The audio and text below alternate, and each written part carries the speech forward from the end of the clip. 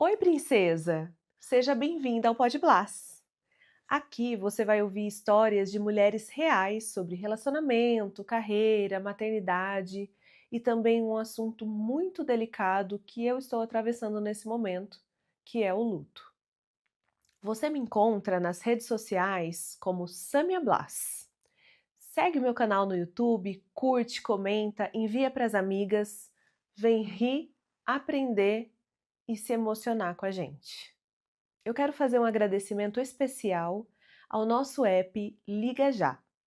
É um aplicativo de serviços onde prestadores e clientes se encontram gratuitamente. Se você presta algum tipo de serviço, faz o seu anúncio lá e você vai ser encontrado e chamado diretamente pelo WhatsApp. Ele está disponível na Google Store e Apple Store. Baixa lá! Hoje a gente recebe aqui no Pod a Débora Ribeiro. Ela é especialista em nanopigmentação para sobrancelhas e faz um trabalho maravilhoso com mulheres. Vem conferir a história dela? De você, como é que foi? Me conta a sua história. Uma história, assim, desde a infância, começando lá pra Conta trás. sobre a sua infância. Você teve uma infância feliz? De onde você é? Tive. Por mais que tenham acontecido várias dificuldades, assim, é uma família mais simples, acho que como a maioria das famílias brasileiras, né? Foi uma infância feliz, assim, eu tive muita liberdade. Então eu nasci em São Paulo, no Tatuapé, mas logo que eu nasci eu já fui morar na casa da minha avó. A minha mãe estava num momento complicado com meu pai, então eles já estavam se divorciando, não no papel, mas se separando, né? E eu nasci e fui para casa da minha avó. Eu tenho duas irmãs, nós temos 4 anos de diferença cada uma, e elas acabaram indo junto também com a minha mãe para lá. Então eu acabei sendo essa filha de duas mães, né? Então eu tinha minha avó e eu tinha minha mãe biológica para cuidar de mim. Minha mãe trabalhava muito, assim, ela sempre trabalhou muito. Eu acho que ela sentia o peso da responsabilidade de ter voltado para casa com duas filhas, do casamento não ter dado muito certo. E ela foi trabalhar, me deixou com a minha avó, eu era recém-nascida ainda. E ela disse que me via, assim, às vezes para dar mamar, ela tirava o leite, deixava lá, e ela chegava, eu estava dormindo, ela me punha no colo, então ela me via muito pouco. E eu cresci com vendo a minha mãe tendo essa força e saindo todos os dias para trabalhar muito cedo. Ela trabalhava no aeroporto, inclusive, eu achava fantástico. Legal. O que ela fazia lá? Ela trabalhava numa empresa de comissaria de bordo. São empresas que administram tudo que entra nos aviões, desde talheres até a parte da alimentação. Então eles fazem toda essa administração, as empresas que vão fornecer, toda a organização. E ela trabalhava lá na área administrativa. E eu tinha muito orgulho, né? Porque a gente foi para Guarulhos, para casa da minha avó, e Guarulhos tem o quê? O aeroporto. Então a minha mãe trabalhava lá, e eu achava isso o máximo, assim. E minha avó também é uma pessoa que veio, né, de um ambiente muito simples, ela veio do Nordeste, passou muita dificuldade também.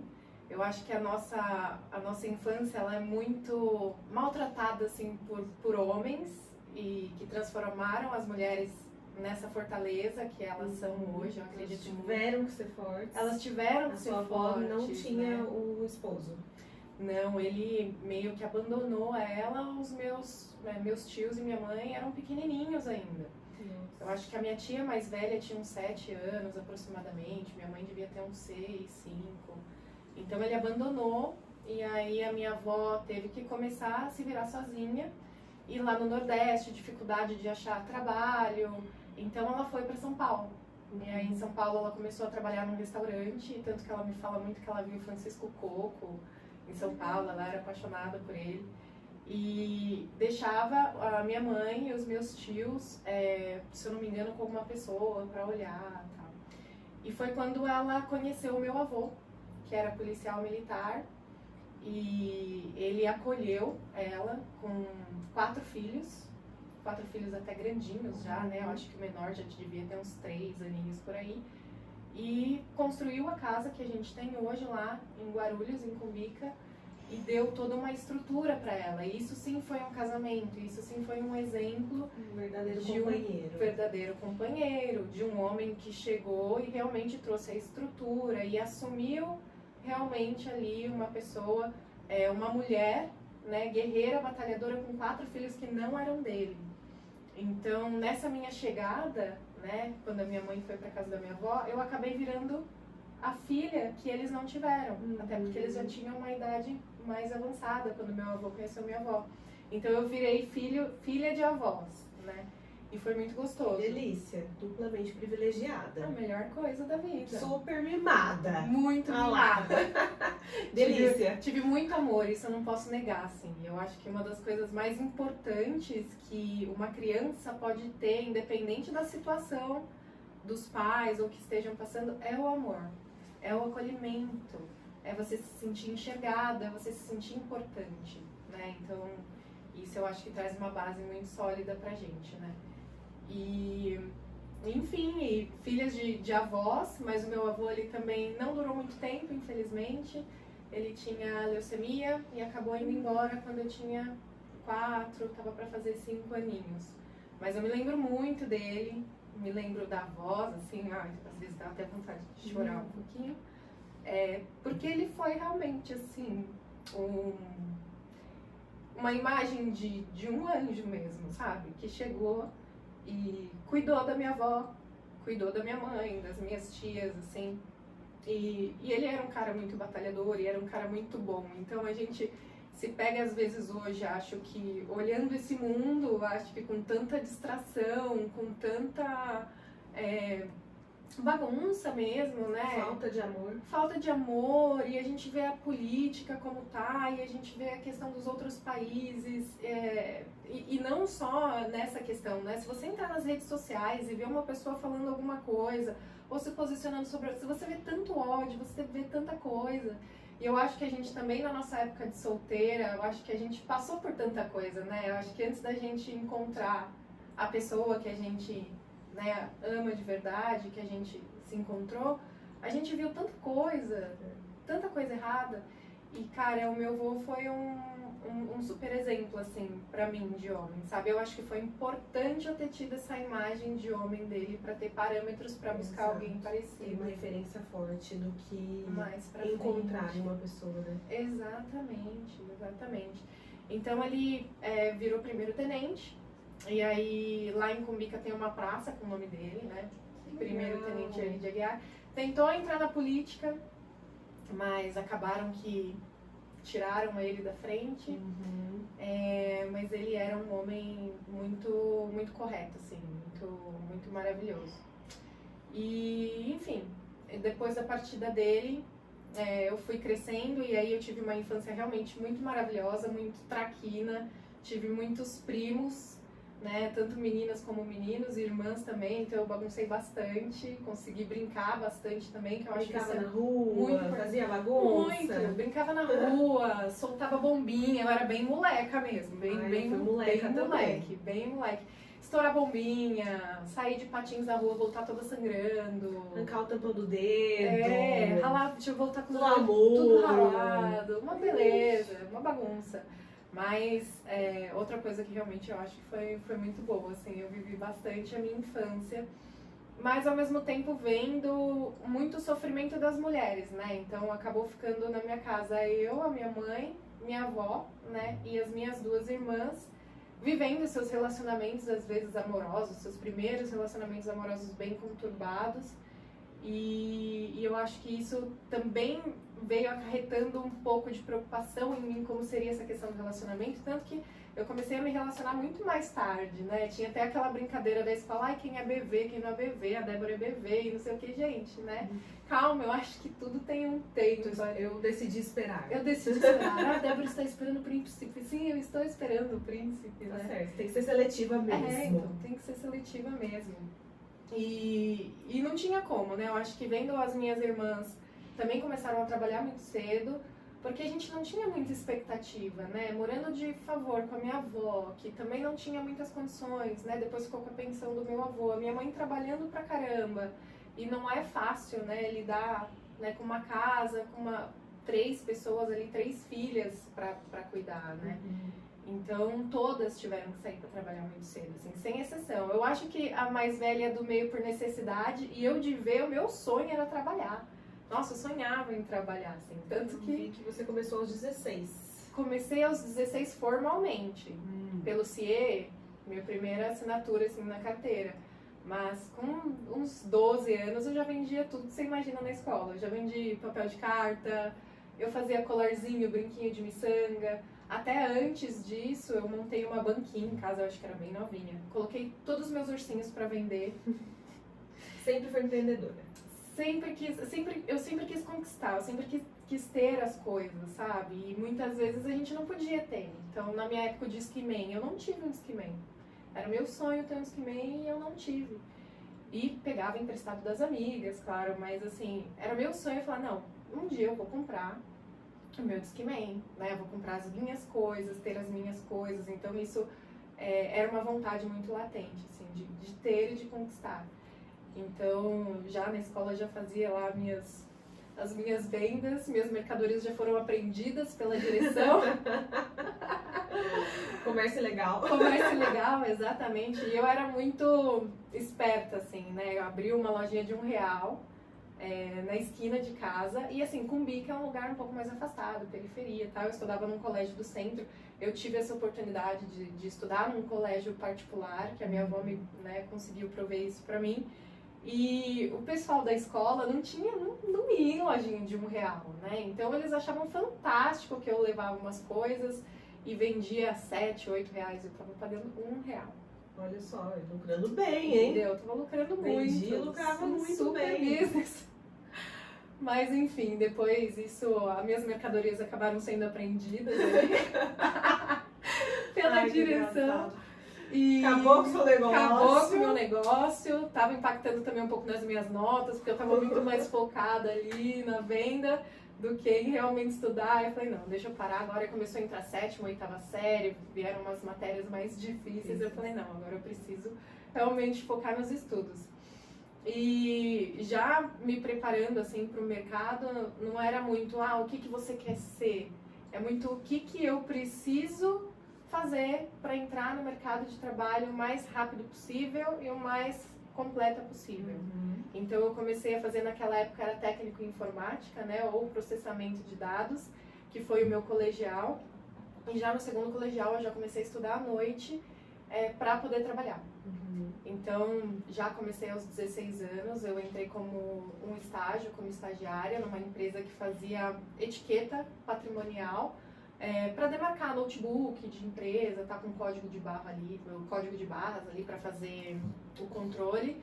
E eu trabalhava na parte de design, arrumava as logos das empresas, enfim. E foi muito engraçado, assim, foi o meu primeiro emprego. Eu sempre fui muito dedicada e eu acabo fazendo as coisas muito rápido. Eu aprendo as coisas muito rápido e acabo fazendo muito rápido.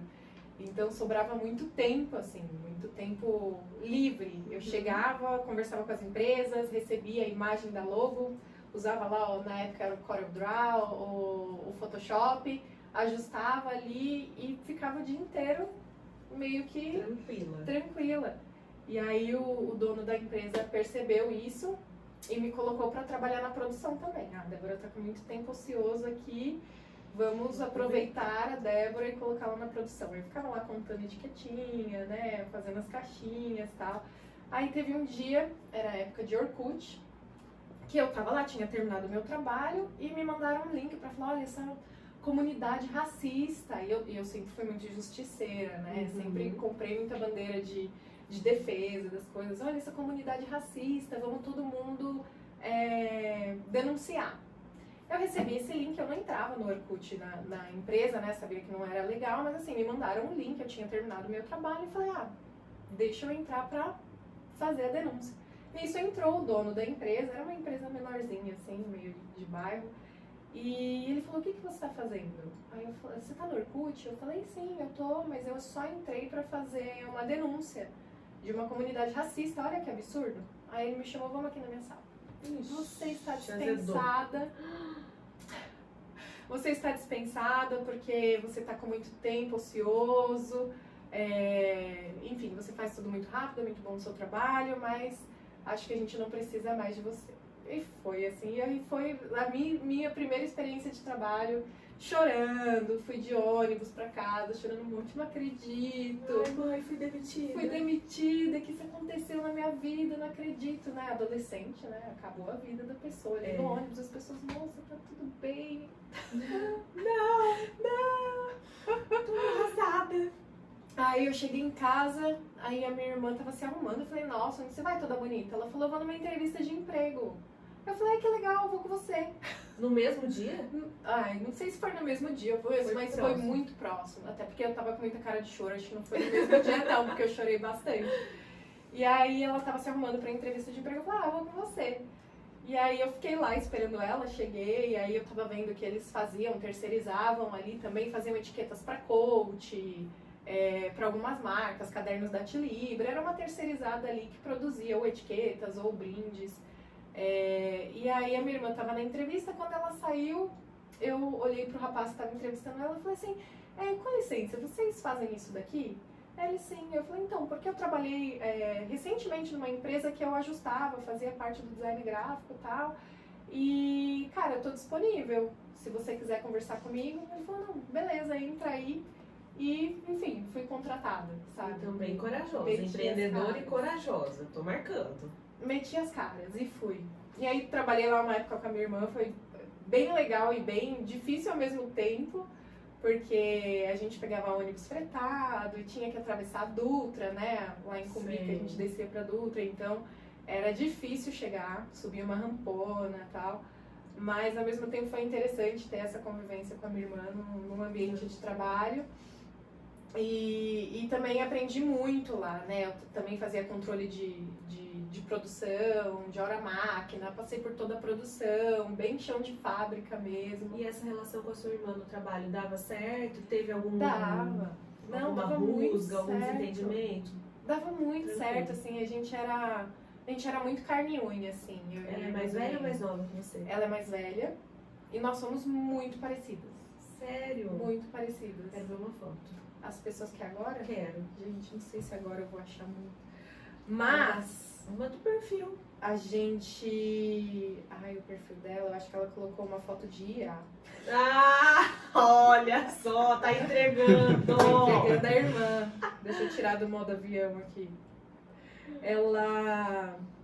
Temos 4 anos de diferença, mas somos muito parecidas. A gente estudou... Ela estava na faculdade, eu estava no colegial e era muito próximo aonde a gente estudava. Então as pessoas realmente confundiam, chegavam em mim, Roberta, você não vai subir? Ah, eu falei, Roberta. Ainda mais quando uma usava a roupa da outra. Eu não acho que eu sou né? parecida com a minha irmã. Algumas pessoas falam, mas eu acho que não tem nada a ver, absolutamente nada a ver. Nossa, eu acho. Ainda mais tem algumas fotos, assim, que eu falo, meu Deus. Até você acha. Até eu acho. Ela tá com a foto do meu casamento no perfil da minha. Deixa eu ver se eu consigo abrir. Ai, abri. Aqui eu não sei se ela vai estar tão parecida assim. Tá. Mas a Parece. gente se parece bem. Onde eu tava vendo uma foto, tô tentando lembrar. Parece muito. Então Depois a gente mostra. Depois a gente passa. E era muito gostoso, a gente era muito próxima.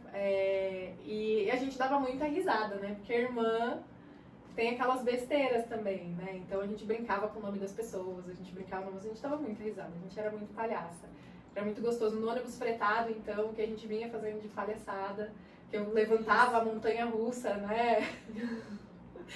O ônibus começava a pegar a descida, então eu já agitava todo mundo, era bem legal, assim. E isso, quantos anos você tinha?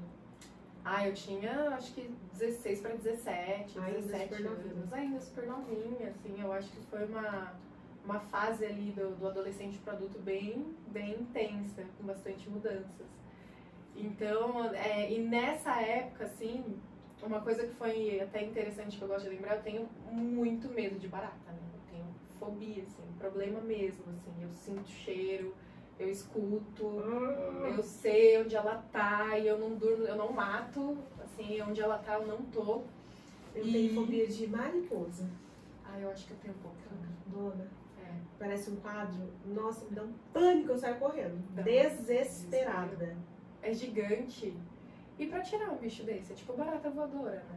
No tiro, eu me embrulho inteira, eu morro de medo e saio correndo. E ela que vai embora sozinha, alguém que faça alguma coisa. Porque É assim. eu não providencio. Não fica no mesmo ambiente. Eu também não. Eu vou embora. Eu também. Tchau, obrigada, Tchau. gente. Parti. Até mais. E o legal é que essa empresa que eu trabalhei junto com a minha irmã, ela era uma empresa mais antiga, assim. Então ela tinha aqueles arquivos e arquivo morto com as caixas. E aí eu me lembro. Que medo. Eu me lembro que tinha uma moça, ela tinha muita raiva de mim, assim. Dava pra perceber que ela não gostava de que eu estava ali. E ela sempre pedia, às vezes, pra eu ir buscar algum pedido antigo de cliente. Porque às vezes o cliente ligava e fazia um pedido, eu quero fazer o mesmo pedido que o anterior. E eu ia lá no arquivo, que eu até passei um final de semana inteiro organizando, porque ela me pedia tanto pra buscar e era uma bagunça, que eu falei, eu vou trabalhar de final de semana, mas eu vou organizar isso daqui pra minha vida, pra ter paz durante a semana. Então eu passei um final de semana sem ganhar nada lá organizando esse arquivo. E aí tinha um tal de arquivo morto, que eu nem ia, porque eram arquivos de 5 anos pra trás. Só que eu acredito que essa pessoa escondeu um pedido lá. Porque eu procurei, eu tinha organizado tudo e não achava, e não achava, e não achava, e não achava. E aí, enfim, ela falou, agora se você já viu tudo lá, só pode estar no arquivo morto. Eu, beleza. Aí eu fui no arquivo morto, a primeira caixa que eu tirei, me caiu uma barata. Aí eu, desesperada, já corri pra minha irmã, chorando. Então era bom ter minha irmã por conta disso, né? Eu saía correndo. Você não mata a barata. Não, a barata ficou lá, a caixa ficou lá. E aí, engraçado que a moça chegou 15 minutos depois com um pedido na mão, falando, olha aqui, tava lá. E tava no arquivo normal, nem tava no arquivo morto. Alguma coisa tá errada. Tem alguma coisa que não tá certa nessa história. Mas tudo bem, a minha irmã tava lá, então eu consegui ser acalmada por ela, amparada por ela. Mas é uma... Eu lembro bastante desse dia e de tão bom ter ela lá, né? Eu acho que se não tivesse ela lá, toda essa situação teria me deixado muito mais nervosa. Então ela foi muito importante. Eu admirava muito minha irmã também sempre foi muito batalhadora. Todas elas são, né? A gente veio de um meio, né, que a gente estava falando, de um meio que propiciou isso. A gente teve que se levantar. E, enfim, e saindo dessa empresa, eu peguei catapora com 18 anos. Que curioso. Curioso, né? Engraçado. Ter catapora na infância.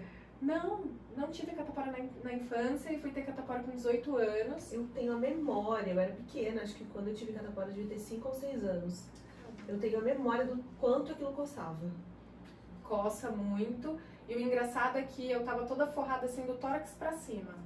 Do tórax pra baixo tinha uma perto do umbigo, uma na coxa, uma na panturrilha.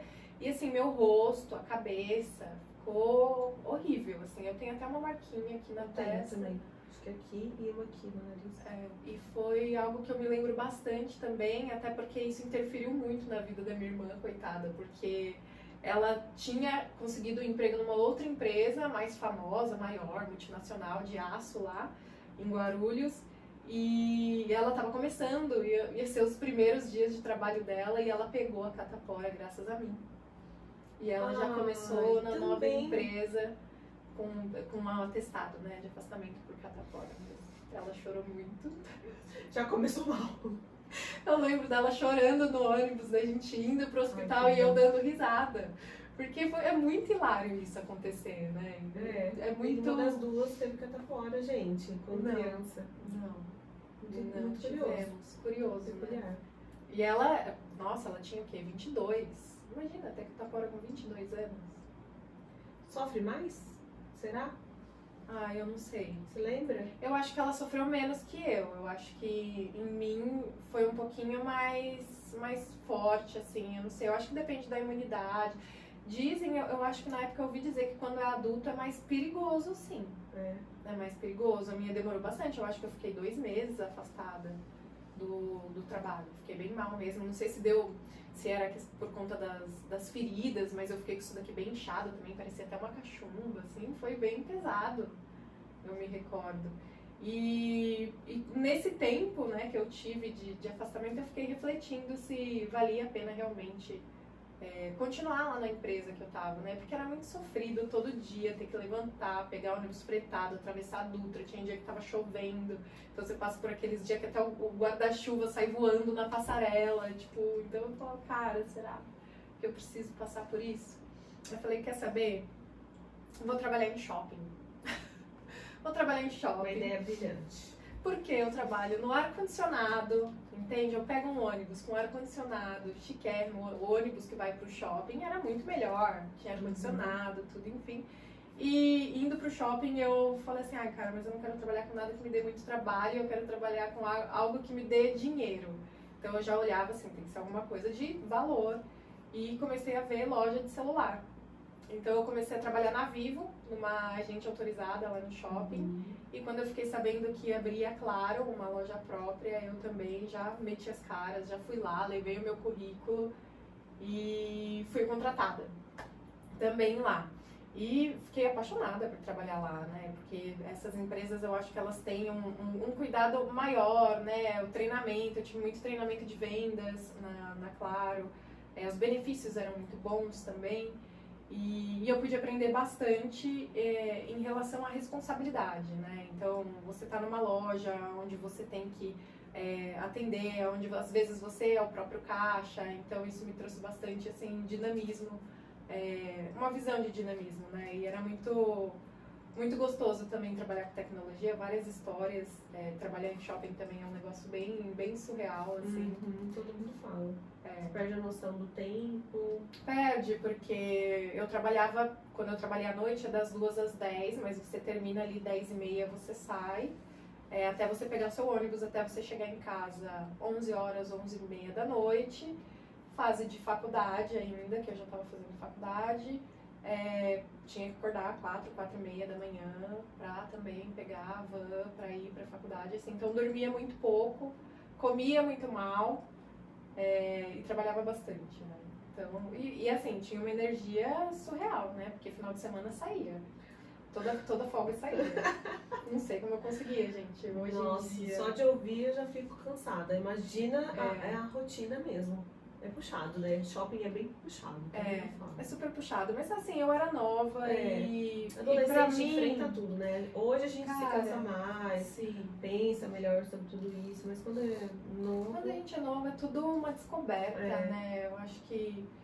e eu outra era muito... outra cabeça, muita disposição. Né? E eu era muito feliz, assim, sabe? Eu acho que tudo que eu me proponho a fazer, tudo que eu entro né? Eu entro de cabeça. E eu era muito feliz. Então eu chegava na loja, quando eu trabalhava de manhã, bom dia, tipo, toda feliz, assim. É gostoso. É gostoso. É uma troca muito positiva também. Eu acho pessoas. Então, assim, eu acho que pode ser que qualquer pessoa fale, talvez trabalhar com isso não é bom tal, mas assim, a minha concepção, eu era uma pessoa alegre, feliz, e isso só me trazia benefícios, assim, né? O pessoal falava, nossa, a Débora bate a meta, a Débora vende tudo mais rápido que todo mundo, né? Ela faz isso. Mas eu acho que eu atraía isso porque eu não tava lá reclamando, eu não tava reclamando de acordar cedo, eu não tava reclamando do ônibus, eu não tava reclamando de nada disso. Eu tava simplesmente indo lá, vivendo e fazendo... Sendo grata e feliz, sendo grata, onde quer que esteja. E fazendo o que precisava ser feito e entregando tudo que eu podia entregar ali, sabe? Então, querendo ou não, isso fez uma grande diferença, né? E aí vamos lá, eu de novo pensando, mas cara, será que eu quero isso daqui pra mim? Né, eu cheguei a receber algumas propostas de algumas empresas quando eu estava trabalhando lá na Claro, mas sempre pensei, eu preciso, acho que de algo mais estável, algo que me dê um pouco mais de estrutura e de plano de carreira. Eu cheguei a fazer coisas diferentes lá na Claro, recebi vários elogios de diretor, de não sei quem do Latam, de não sei o que, mas não tinha muito espaço ali, eu acho que eu era muito nova ainda, né? Então eu falei, quer saber? Eu quero trabalhar no banco. Vou trabalhar no banco, Porque aí sim, Super mudança também, aí de sim, novo. super mudança. Eu vou trabalhar no banco porque aí eu acho que no banco eu vou me dar bem, eu vou ganhar dinheiro, eu vou ficar rica. Amém. Amém, amém. E então, enfim, eu saí de novo, me arrumei toda bonitinha, peguei meu currículo, peguei algumas coisas que eu fiz de diferente lá na Claro, né? Que eu montei. Ficar rica. Partiu ficar rica. Eu montei um controle de metas por. O pessoal não gostou, né? Os vendedores estavam lá, não gostaram, mas eu montei um controle todo bonitinho de metas, tal, fazia campanha, então eu peguei esse controle e aí eu fui numa avenida lá de Guarulhos, bem conhecida, que se chama Paulo Facini, e fui andando lá, tinham vários bancos, e eu passei primeiro no Santander, e aí eu cheguei na recepção e perguntei quem que era, né, a gerente geral, e falei, eu preciso falar com ela, não falei que ia deixar currículo nem nada, tal. Aí entrei na sala dela, agradeci por ela ter me atendido e falei que o meu sonho era trabalhar em banco, enfim, entreguei o meu currículo para ela e ela ficou de analisar. Andei alguns metros mais pra frente, tinha o Citibank e fiz a mesma coisa. Vi quem era o gerente geral, falei que eu precisava falar com ele, fui lá, entreguei meu currículo, falei que estava à disposição. Se tivesse um tempo eu podia mostrar alguns trabalhos que eu tinha feito, né, pra Claro, mesmo não sendo minha função, eu desenvolvi coisas diferentes. E os dois lugares... O microfone. E aí os dois lugares me chamaram. E aí eu fiz uma prova de inglês e matemática lá pro Citibank, não sei como eu passei, mas passei. E escolhi ir pro Citibank do que o Santander. Eu achei que ia ser uma experiência melhor, assim, tá numa empresa mais conceituada, né, com uma visão global um pouco maior.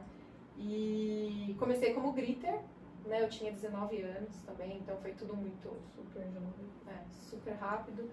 E a greeter, assim, é uma recepcionista que também cuida de parte administrativa, malote, que também cuida um pouco da aparência da agência.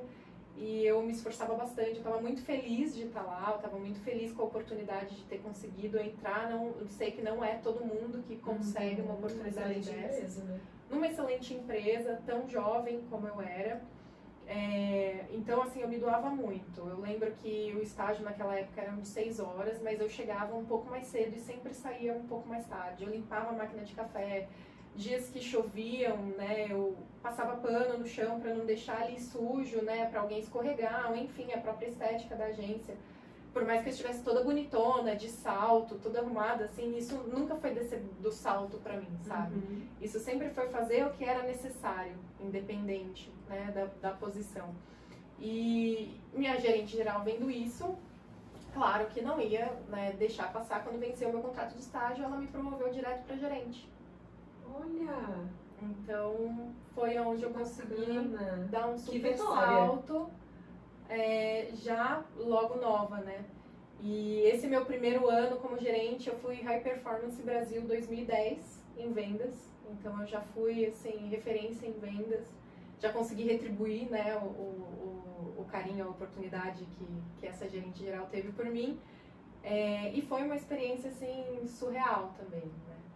E foi quando eu tava vivendo esse sonho, tudo aí eu comprei carro, né? Já fui buscar a parte de Você gostava do trabalho? Era feliz? Gostava. Era muito feliz, assim. Era estressada? Não. Sério? No Citibank, não.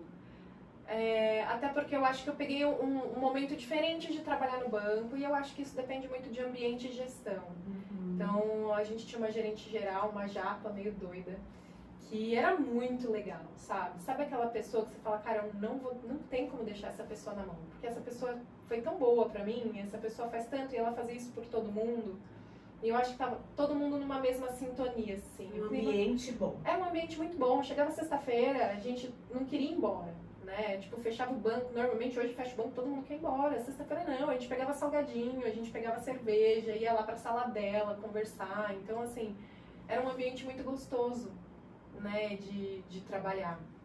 E nesse meio tempo também começaram a acontecer, aí sim começa a vir os problemas, acho que da vida adulta, né, mais voltados, assim, a minha mãe começou a ter alguns problemas de saúde E isso me impactou bastante, porque minhas irmãs já tinham tido filho, a mais velha já tinha casado, tinha saído de casa, e a do meio estava grávida. E isso eu acho que baqueou um pouquinho, assim, um pouquinho não, bastante minha mãe. E aí a gente descobriu que ela tinha uma doença autoimune no intestino. E foi quando ela também começou a ter bastante dificuldade de lidar com isso emocionalmente, porque ela sempre trabalhou muito e isso acabou interrompendo a carreira dela, né? Ela teve que se afastar. E sente, né? Sente. Estar habituada ao trabalho, rotina, agitada, tem que Sente parar. demais, sente demais, assim. E foi isso, me abateu bastante também, porque a gente precisava estar muito indo para o hospital o tempo todo. Então eu dormia no hospital e aí a doença que ela tinha, não tinha como, o convênio não cobria muitas coisas. Então a gente acabou indo para hospitais públicos, então estar lá com ela e ficar nesse ambiente muito tempo, às vezes tinha que ficar no chão mesmo, né, ela na maca e eu no chão, porque não tinha muito o que fazer. Nossa, difícil, né? As minhas tias me ajudando junto comigo, mas ao mesmo tempo vinha uma questão assim, cara, alguém vai ter que parar para ficar com a mãe. Alguém vai ter que parar para olhar. E eu sempre fui muito de assumir responsabilidades, né?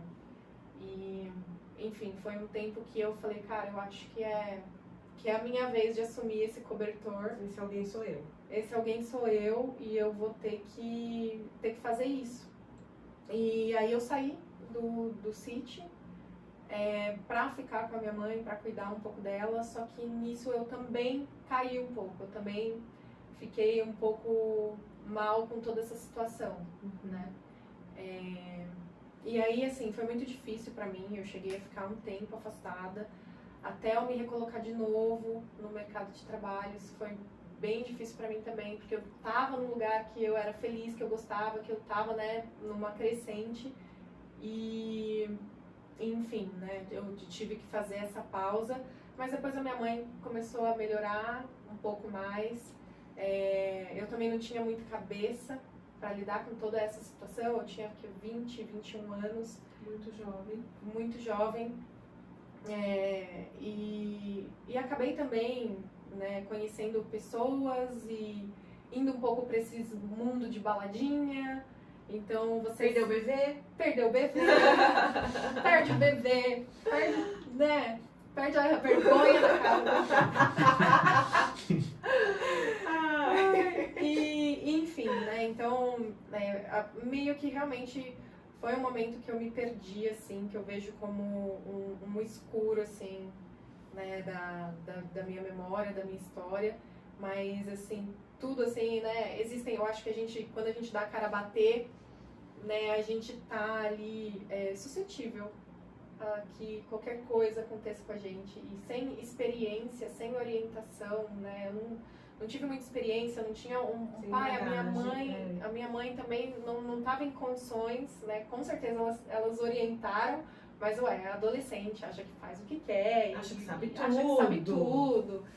E assim, eu conheci muita gente nessa fase assim da vida, gente muito legal, mas eu acho que a maioria das pessoas que eu conheci, pessoas muito...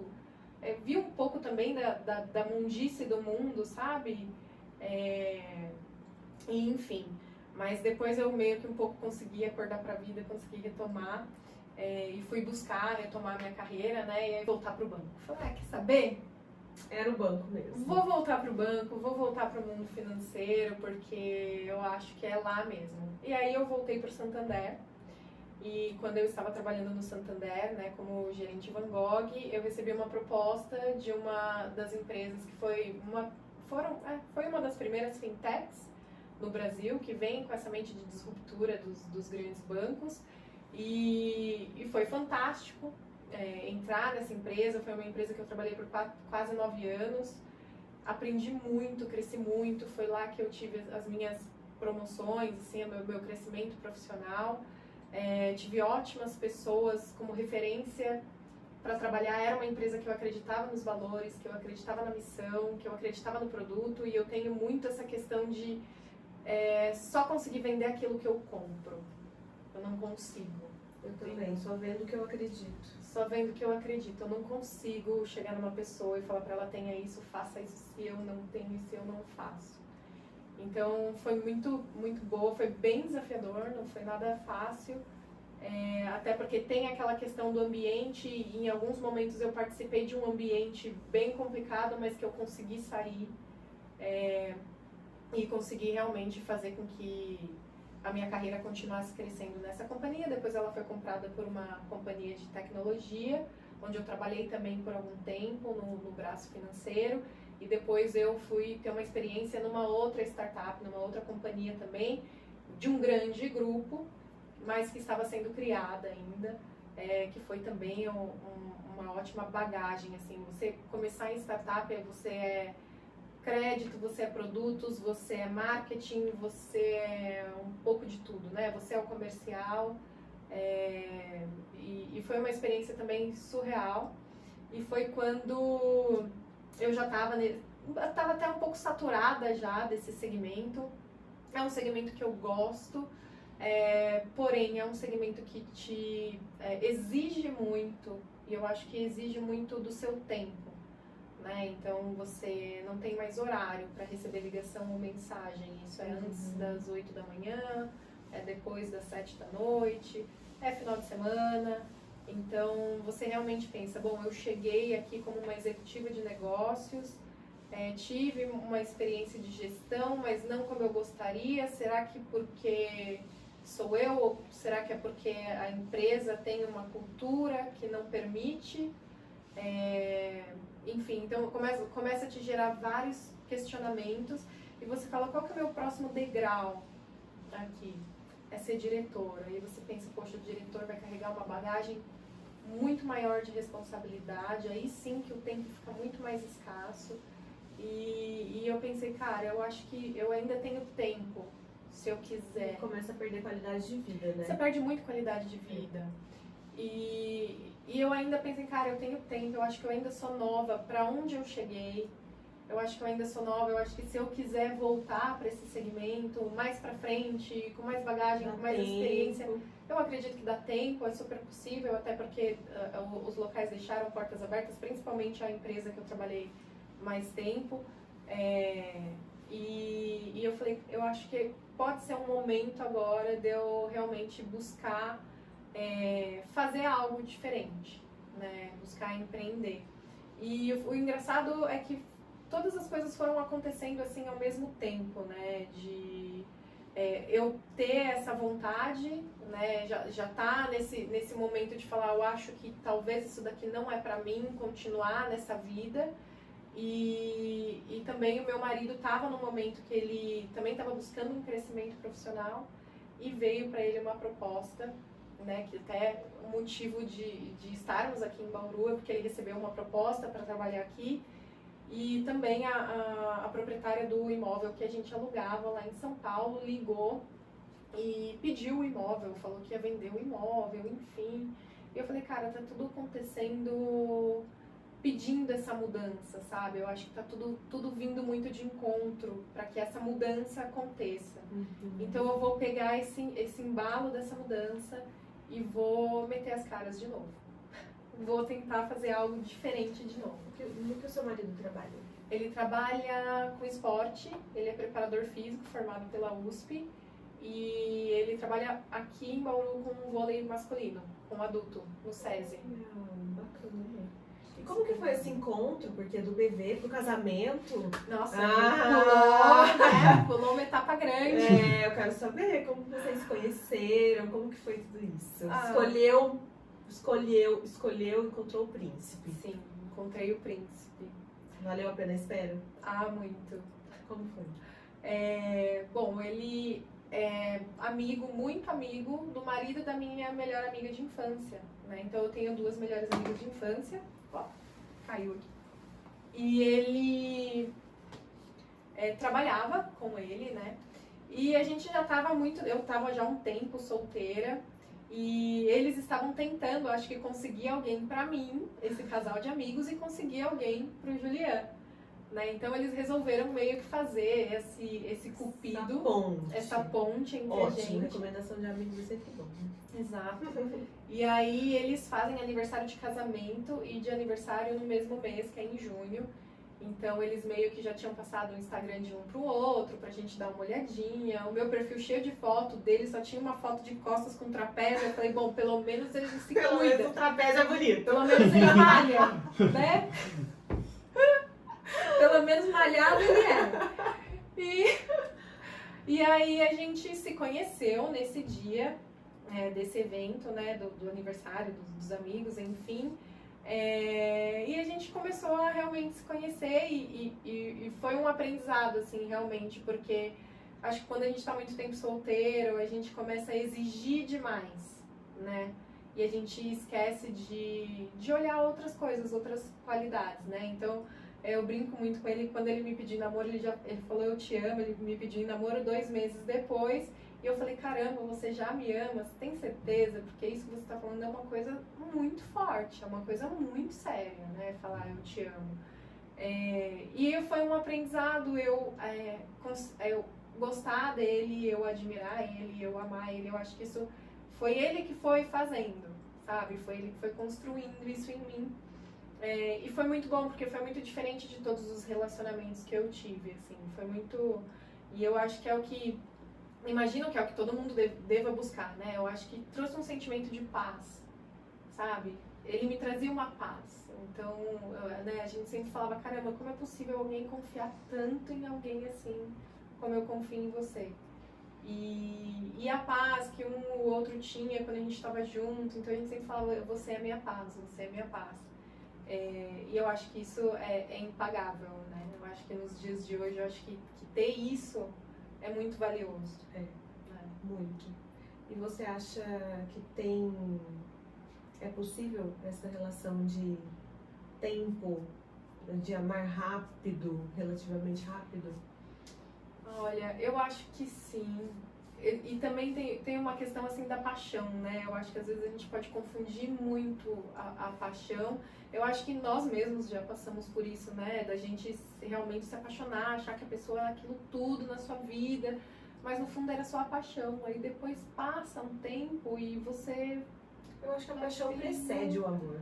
Sim, sim. Ela é um ponto de partida. E ela vai amadurecendo, amadurecendo, amadurecendo e ela se torna amor. Sim, eu acho que é o ponto de partida, sem dúvida. Porque você tem que realmente gostar muito de alguém para iniciar. Até porque eu acho que depois de um tempo o amor ele se torna uma escolha. Eu acho que a gente escolhe, a gente se apaixona, né, por caráter, por valores, claro, afinidade. Uma boa aparência, com certeza. Importante. É importante. E com o tempo, né, a gente tem que ir fazendo escolhas mesmo, né? Porque não é simples, não é fácil a vida do cotidiano, as rotinas, nada é perfeito, mas é você escolher estar ali e escolher estar por alguém e fazer por alguém que está ali ao seu lado aquela pessoa feliz, né? Então, com o tempo, sim, eu acho que é isso que vai fazendo também o amor crescer, a admiração crescer, é esse trabalho. Eu não acho que o amor ele se sustenta sozinho, ele não se sustenta sem uma abdicação, ele não se sustenta sem aprendizado, sem esforço.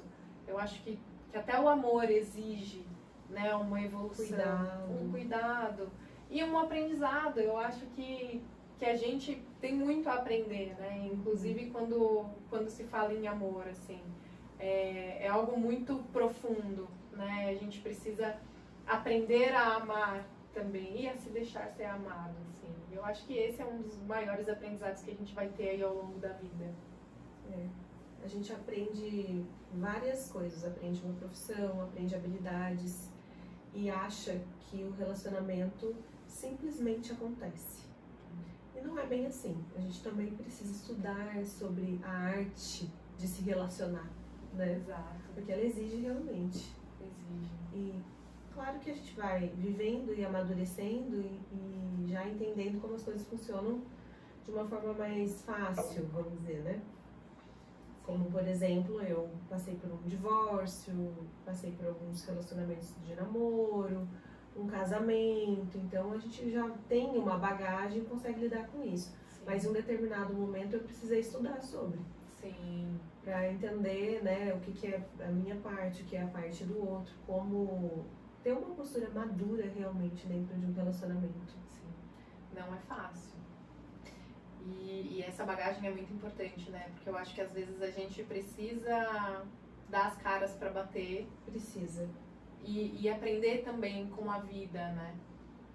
Eu acho que as pessoas são muito diferentes, assim. Eu acho que a gente cria expectativas conforme a nossa régua ou conforme o nosso espelho, né? Às vezes a gente espera que a pessoa seja aquilo que a gente é ou que a gente espera. E quando a gente vê que isso não acontece, né? E que isso não vai acontecer mesmo, porque não é uma realidade. Eu acho que vem uma frustração, né? E você saber lidar com toda essa questão é muito importante. Eu já tive relacionamentos também, e é difícil para mim por conta de toda essa história, né, da minha família, da minha mãe. Acho que minhas irmãs também tiveram muito problema, né, com essa questão de relacionamento, de realmente acreditar, de realmente confiar, e se entregar para alguém, né? E você tá conseguindo receber aquilo, e eu acho que chega até um momento que a gente fica na dúvida se o que a gente está recebendo é aquilo mesmo, é o que deve ser, né? Tanto que quando eu conheci o Julian, assim, uma das primeiras coisas que mais me chamou a atenção e que eu achei fantástico e que não tinha nos outros relacionamentos é que eu era a prioridade dele. Pra tudo, pra qualquer coisa. Eu era a prioridade dele. E eu acho que esse é o olhar de família, sabe? Quando você é a prioridade do seu parceiro e vice-versa. E isso eu não via em outros relacionamentos. E achava que era normal. E às vezes a gente acha que correr atrás é normal, que não ser colocada como primeiro lugar, de ser deixada porque a mãe vem primeiro, ou, né, porque os amigos vêm primeiro, ou porque a carreira vem primeiro. Que isso é normal, e isso não é normal. Eu acho que isso abre um ponto de atenção muito grande, né, num relacionamento. O parceiro vem primeiro, né? Até mesmo na relação da família, depois que a gente tem filhos, isso se confunde um pouco na cabeça da maioria das pessoas. Sim. Porque a gente tem um amor por filho inexplicável. Eu costumo brincar que dá vontade de engolir, de tanto que a gente ama. Mas ainda assim, o parceiro vem primeiro. Porque os filhos a gente cria pra vida, né?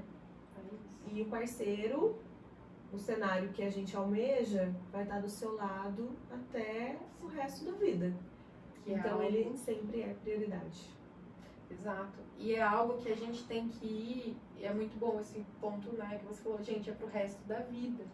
É isso. Hoje eu entendo que as coisas se inverteram um pouco, justamente porque as pessoas já assimilaram e aceitaram que não é pro resto da vida. Sim. Então, não existe ex-filho. Existe ex-marido, mas não existe ex-filho.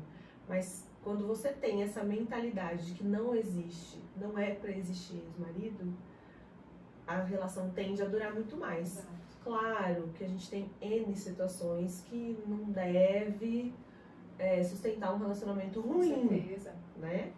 Mas se o relacionamento é bom, a ideia é que ele seja cultivado como prioridade, sim. Pegado todos os dias. Tanto que aí o casal se une em prol desses filhos, Exato. né? Então, um pelo outro e ambos pelos filhos. Aí fica mais forte ainda. Exatamente. É legal a gente pensar, que assim, eu acho que nós temos uma dificuldade de pensar muito no longo prazo, né? Mas o relacionamento, né, quando a gente tá casando, e eu acho que aí, independente de religião, fala ali que nós viramos só um, né, depois do casamento. E a gente tá fazendo ali, assumindo um compromisso realmente pro resto da vida. Que nem você falou, claro, existem situações quando já não está dando mais, a pessoa já não está mais feliz, ou existe alguma incompatibilidade muito grande, claro, não vai deixar de ser feliz, não vai arrastar isso para o resto da vida, mas se for algo que realmente vale a pena, e são só pequenos ajustes, pequenas correções de rota que tem que ser feito, isso tem que realmente ser manejado. Até porque é a pessoa que você escolheu para passar todos os dias com você, até o resto da sua família, da sua vida, né? E construir a sua família. Então, onde a gente está hoje é temporário, o trabalho que a gente está hoje é temporário, a nossa relação com nossos amigos pode ser realmente temporária, né? Então, tudo isso é temporário. A pessoa que está ali do seu lado, que é a pessoa que vai passar por todas as fases da sua vida e vai estar ali junto com você, que vai ser por todo sempre, né? Então, eu acho que isso é muito valioso. E você também assume uma responsabilidade, né? Com os seus sentimentos, ok? E com os sentimentos do outro também, né? Sim. Não existe mais só você ali, não existe só mais a sua felicidade ali, não existe só mais os seus sonhos ali, né? Hoje você vive o sonho do outro também. Então, aprender a ter a compartilhar, né, dessas prioridades. Abrir mão do egoísmo, né? Do eu, do ego. E eu acho que isso é difícil. E é isso que eu falo, que é o difícil que a gente tem que trabalhar para manter, para regar. Porque eu acho que o início, o amor, a paixão, é tudo muito maravilhoso. Né? É no dia a dia, são das dificuldades, são dos problemas, são dos momentos em que um tá bem e que o outro tá e vice-versa. Que a gente precisa trabalhar mais essa parte do nosso eu, do que eu quero, das nossas escolhas, porque vão existir fases, né, em que você está muito bem, em que você está com a autoestima lá em cima, em que você está com o seu profissional expandindo e que você está conhecendo gente, que você está isso e a outra pessoa está ali no dia a dia na mesmice e vice-versa, e várias coisas podem acontecer nesse sentido. Mas você tem que sempre conseguir lembrar que existe alguém ali do seu lado e você tem essa responsabilidade pelas suas escolhas, por ela também, né? E eu acho que é isso que é muito difícil as pessoas quererem assumir. Porque é muito mais fácil você, amei, tô apaixonado, casar, tá, não deu certo, termina.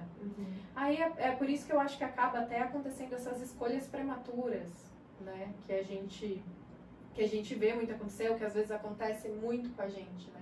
Eu já quase casei também antes desse relacionamento, tive um relacionamento de longa data, e é uma pessoa maravilhosa, é uma pessoa, enfim, que muito trabalhadora, enfim. Só que era uma pessoa que, pra mim, né, o meu jeito de ser e tudo que eu vivi da bagagem, de ter visto minha mãe, minha avó, minhas irmãs, cara, nunca ia dar certo. Nunca ia dar certo, assim. Então, não tinha o porquê a gente avançar ali.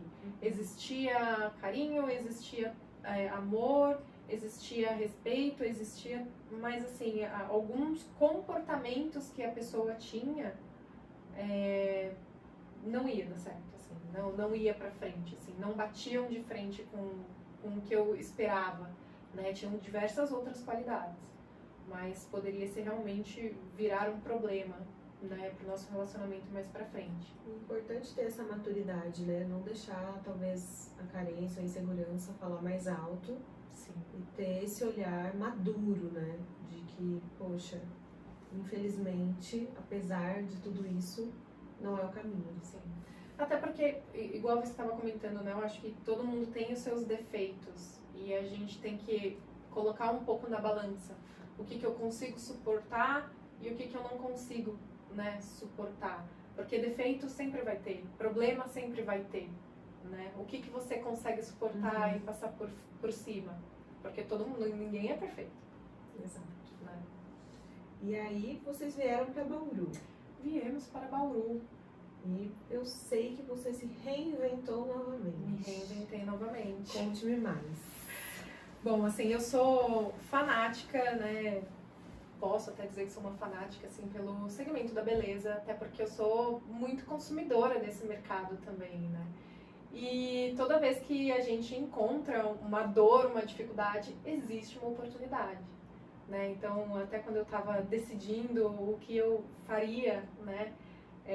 analisei outras possibilidades, enfim. Eu fui conversar com um dos meus gestores lá em São Paulo, do mundo financeiro, que eu admiro bastante. Falei pra ele, olha, eu tô com a ideia de fazer isso. Achando que ele ia falar, meu, vai, mete as caras, faz isso. Ele, como assim? Você tá doida? Foi quase isso, ele não fala assim, mas foi quase um, você tá doida? Você vai para um mercado de baixa barreira de entrada. Tem muita gente nesse mercado já. Você não vai sobreviver. E eu pensei, caramba. Mas ao mesmo tempo eu sei que eu gosto de inovar, eu gosto de inventar. E é exatamente por ser um mercado de baixa barreira de entrada que existem oportunidades. Se tem muita gente fazendo a mesma coisa, talvez a qualidade está lá embaixo. Como que eu pego isso e eu transformo isso em alta qualidade? Né? E aí eu comecei a pesquisar realmente e vi que existe, e já existem, claro, há um tempo, pessoas que transformaram esse mercado, e eu estou falando do mercado de sobrancelhas.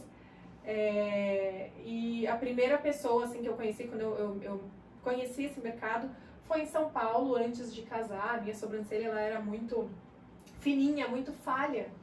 E eu recebi um anúncio pelo Instagram de uma sobrancelha extremamente natural que tinha sido transformada, um antes e depois assim de uma sobrancelha super falhada, parecida com a minha, e depois ela toda preenchida e parecia que tinha implantado fios ali. E eu falei, gente, como assim? Como assim?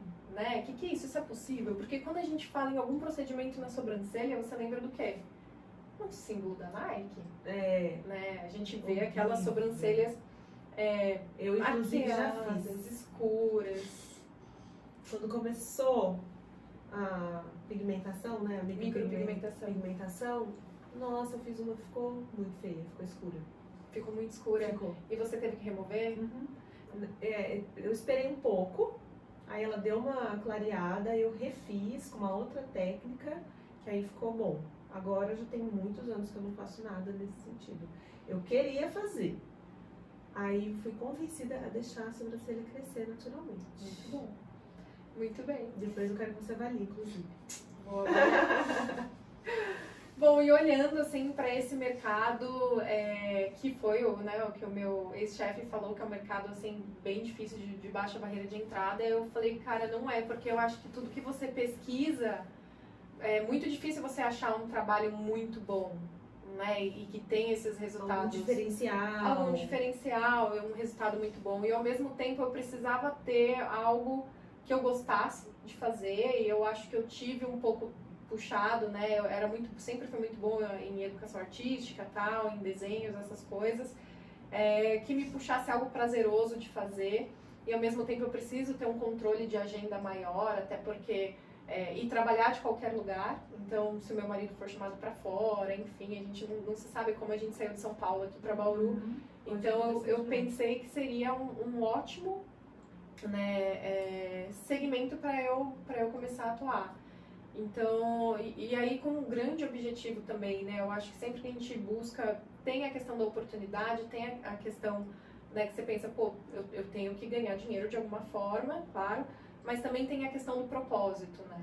Então, você vir para essa área, tem tanto a questão do propósito, né, que eu falo muito do revitalizar o olhar, de pessoas que realmente não se enxergam mais, né, do jeito que estão, ou que realmente querem melhorar as sobrancelhas e não acreditam que existam possibilidades de melhorar, mas como também existe esse grande mercado de baixa barreira de entrada, de novo, né, que foi comentado, que tem muita gente nesse mercado que não consegue entregar, né, essa qualidade. E aí vem a questão também de eu conseguir, de alguma forma, auxiliar essas pessoas, né, que aí vem a segunda parte do trabalho, que vai ser montar os cursos, que isso já está, né, na minha lista de prioridades. Então, eu abro um leque muito grande. Então, você consegue trabalhar com algo que você gosta, com algo que você realmente entrega ali resultados imediatos, que vão fazer diferença, muita diferença na vida de pessoas, e ao mesmo tempo você também consegue ajudar esse mercado que ainda está um pouco ultrapassado, né? Por mais que as técnicas tenham evoluído bastante, a gente ainda tem muita gente penando, né, nesse mercado. E são pessoas que realmente precisam disso, né, como um sustento. A gente está falando aí de mulheres, muitas vezes que não conseguiram estudar ou que já tiveram filhos. Então, o grande mercado, ele está focado, né? Quem trabalha nessa área, o grande mercado é mulher. Então, você conseguir fazer algo, né, que ajude esse segmento também, é um propósito muito grande. Então, eu consigo ali abrir bastante o meu leque de atuação. E transforma o problema, que é a baixa barreira de entrada, em solução. Exatamente. Perfeito. Problema e solução. Então, assim, esse segmento, né, até a baixa barreira de entrada se dá por você não ter uma formação específica. Você não tem uma faculdade de sobrancelhas, de micropigmentação, de nanopigmentação. O profissionalizante de estética não tem essa matéria. Biomedicina também não vai ter essa matéria. Então, hoje, existe de tudo. Existe desde cursos muito básicos, cursos ruins, cursos muito bons. Qualquer um também pode chegar e fazer ali um curso e a pessoa pode começar a atuar no dia seguinte, sem realmente ter todo o conhecimento que ela precisa. E não é algo trivial, né? A gente está falando de fazer um procedimento que é grau 4 pela Anvisa. Então, ele realmente exige diversos cuidados, tanto com esterilização de equipamentos, como de produtos que têm autorização da Anvisa, equipamentos, processos, entender um pouco de anatomia de pele.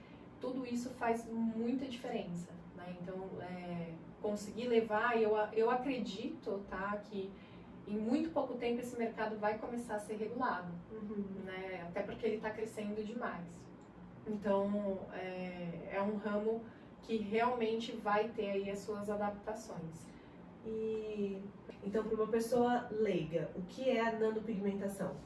Ela é a evolução da micropigmentação. E para quem não sabe o que é a micropigmentação nada mais é do que você micropigmentar a pele, né? Então, é muito parecido com o processo da maquiagem, só que é feita para a região das sobrancelhas. Então, o que acontecia? Quando começou-se, né, a fazer a micropigmentação, faziam cortes grandes, com lâminas mais grossas e que perfuravam camadas mais profundas da pele, né? Ou até com dermógrafo, que é um equipamento muito parecido com o equipamento de tatuagem, para fazer aquele fundo sombreado na sobrancelha. Só que esse pigmento ele era colocado numa camada mais baixa da nossa pele, né? Que era na derme. Então, o que acontece? Esse pigmento, quando ele passa a nossa epiderme, a gente tem a primeira parte aqui, a primeira camada da nossa pele, que é a epiderme, e a gente tem a segunda, que é a derme. Então, ela já tem colágeno, ela já tem gordura, ela já tem vaso sanguíneo. Quando o pigmento ele adentra nessa camada, ele não tem sustentação. Ainda mais os pigmentos daquela época, que eram pigmentos muito líquidos, sem tecnologia nenhuma, né, para o objetivo. Então, esse pigmento ele ia lá e expandia, ele adentrava o tecido, e ele expandia, por isso que ficava aquele borrão, né? Ou muitas vezes a própria técnica já era um borrão, já era só pintar, não era fio a fio, né? Então, existem diversas formas de se fazer uma micropigmentação, como existem diversas formas de se fazer uma nanopigmentação, né? Técnica, tipo de desenho, usando um instrumento manual ou um dermógrafo. E a nanopigmentação, ela é a evolução desse mercado. Então, já passou-se a ter estudos, né, tanto para melhorar os pigmentos, como para entender como que se faz para esses fios fixarem no desenho do fio, mais aparente, mais fininho, que é na camadinha mais superficial, no máximo na derme papilar, que é bem próxima ali da epiderme, que é onde a gente faz o desenho hoje da nanopigmentação. E é importante também ficar atento, porque são procedimentos muito parecidos, né? O que vai mudar ali são detalhes, mas são detalhes que fazem toda a diferença, que na hora que você faz, você não percebe. Mas muita gente acaba usando o nome da nanopigmentação e acaba fazendo uma micropigmentação. Então tá muito difícil discernir isso no mercado de hoje, porque muito se faz para divulgar, para anunciar. Mas quando você chega, né, e eu recebo muitos casos, a pessoa acaba vindo com uma micropigmentação, achou que estava fazendo uma nanopigmentação e acaba vindo com uma micropigmentação que acabou expandindo os fios ali, acabou virando uma maquiagem e ela vai ter que passar por procedimentos aí de despigmentação, que hoje, ainda bem, é super viável e é super saudável também fazer esse processo de remoção. Você faz remoção também? Faço remoção também. Ai, porque você me avalie com certeza. Vou avaliar. Mas a sua sobrancelha tá linda, tá perfeita. Ai, eu tô amando. Tá linda. Demorou, hein? Demora. A minha também. Quando eu era adolescente, tirei. Ela ficou curta e fina. Sim. Aí fui arrumando aos poucos, fazia a micropigmentação, essa que deu errado, depois eu fiz uma que eu gostei. Aí ela tem uma manchinha, assim, um restinho dessa antiga aí, que ficou forte ainda. Eu falei, eu vou ver o que eu vou fazer, né? Eu quero arrumar. E aí onde eu vou, ela falou, não, vamos fazer o seguinte, vamos deixar crescer? Nem mexe, talvez a gente nem precise mexer. Se lá na frente achar que precisa, aí você faz a remoção. Exato. E hoje eu acho que não precisa. E a sobrancelha interfere muito na nossa autoestima e eu nem sabia. Interfere demais. Hoje eu E acho a minha muita gente não sobrancelha sabe, linda, realmente. deixei ela crescer 1 ano, assim, tirando bem pouquinho. E recentemente, para um evento, eu fui fazer num lugar diferente. E a moça tirou muito, tirou tudo, o que ficou crescendo 1 ano. Nossa, eu dificilmente ligo para essas coisas, eu sou muito desencanada. Corte de cabelo, sabe? Luzes, meu tom ficou meio diferente, tá tudo bem, da próxima a Mas a gente sobrancelha corrige. muda muito. Eu fiquei chateada, você acredita? Eu Com ficava assim, gente, eu não certeza. acredito que eu tô chateada por causa da minha sobrancelha, eu não ligo pra isso, mas eu fiquei. Eu acho que demorou tanto pra ela crescer, mas agora já cresceu de novo, tá tudo bem. Demora um pouquinho. Mas isso é o que tem de mais comum e é o que mais acontece, e é a principal causa das pessoas virem e buscarem por procedimentos como micropigmentação e nanopigmentação. É a questão de ir fazer a sobrancelha, e aí o designer que tá lá fazendo, ele tá lá tirando. Primeiro que ele não faz nenhuma medição, ele vai na fé, ele vai olhando, vai vendo, aí ele vê uma falha. Aí o que ele faz? Ele vai lá e tira uma base de baixo para ver se a falha some. Aí a falha ainda não saiu. Aí tira mais uma camada, porque os nossos fios eles nascem em camadinhas, né? E aí pronto, saiu. Só que quando termina, a sobrancelha da pessoa tá fina. Ele afinou a sobrancelha da pessoa. E que nem você falou, a sobrancelha ela tá diretamente ligada à nossa expressão, ao nosso semblante. Então, uma sobrancelha mais arqueada dá aquela cara de susto, aquela cara, né, de arrogante. Uma sobrancelha mais fechadinha, cara de bravo. Uma sobrancelha aqui, ou mais altinha aqui, uma cara de bobinho, ou uma cara de triste, com uma caldinha mais caída. Então, interfere demais, é a moldura do nosso rosto, né? Se a gente for ver por proporção, 40% eu acho que ela cobre ali, né, o nosso rosto, ela interfere nas nossas expressões. Então, isso faz realmente com que as pessoas não se reconheçam mais e tenham essas dificuldades. Então, o principal problemática desse mercado é design mal feito. E isso acarreta problemas, né, muito grandes, que é causar um trauma ali, que a gente chama que é uma alopécia por tração.